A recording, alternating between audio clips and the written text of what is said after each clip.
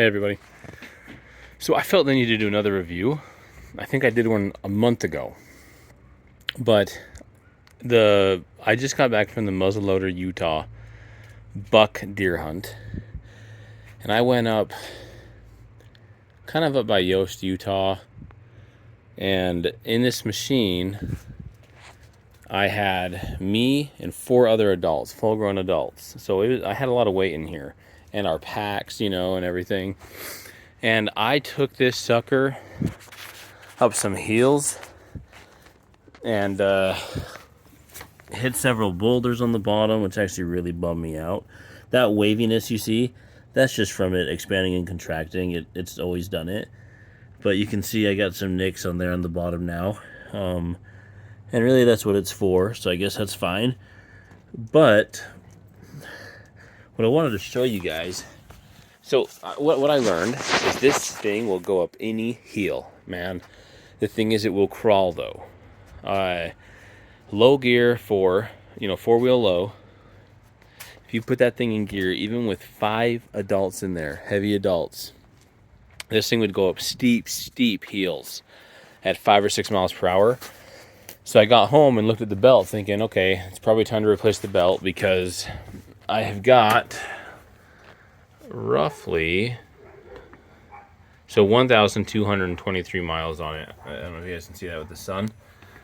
Hours are 150. No, sorry. How many hours do I have? 106 hours.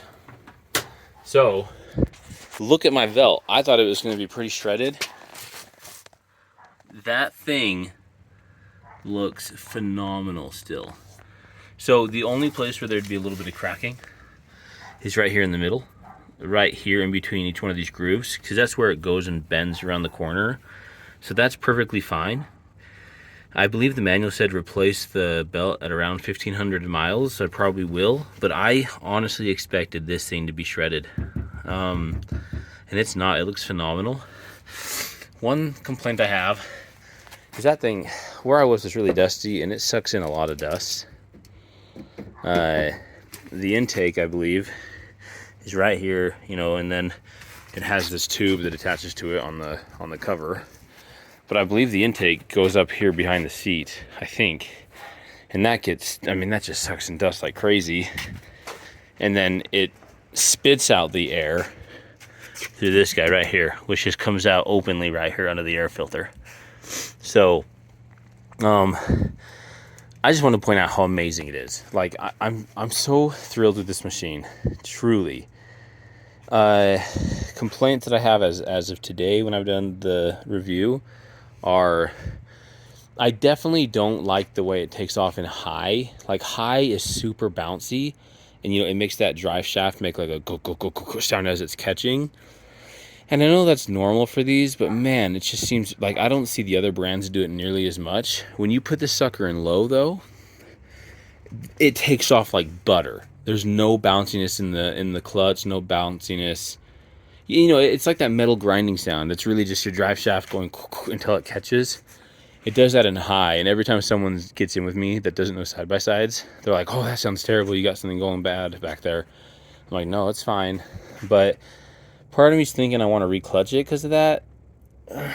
But I don't know, because it hits so good on the heels in low gear. So good. So anyway, I will say, whenever, like, even just going up modest hills, I use low gear a lot on that trip, and I think that's why my belt looks so good.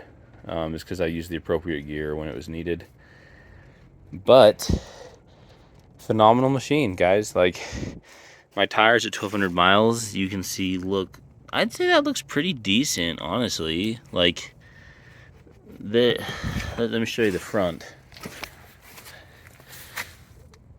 Not bad. And a lot of that, remember, I did a lot of highway miles, or asphalt miles. So they look pretty good.